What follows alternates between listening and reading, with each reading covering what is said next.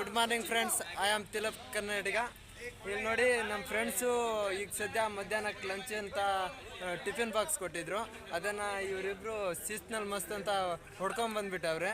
ಅದನ್ನು bad comments ಆಗಿ negative ಆಗಿ ವರ್ತನೆ ಏನೋ ಹೇಳ್ತಿರೋದು.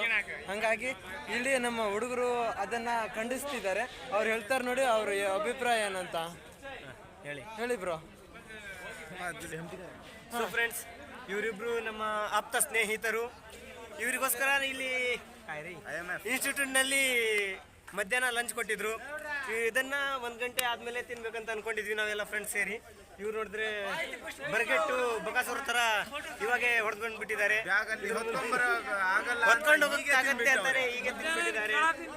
ಮಧ್ಯಾಹ್ನ ಏನ್ ಕೇಳ ತಿಂತೀರಾ ಇಲ್ಲ ಕೆಳಗೆ ಜಾಮು ತಿಂತೀರಾ? ಇವತ್ತು ಡೆಲ್ಲಿ ದರ್ಶನಕ್ಕೆ ಹೊಂಟಿವಿ ನಾವು. ಬನ್ನಿ ಫ್ರೆಂಡ್ಸ್, ನಾವು ಎಲ್ಲೆಲ್ಲಿ ಹೋಗಿ ಏನೇನು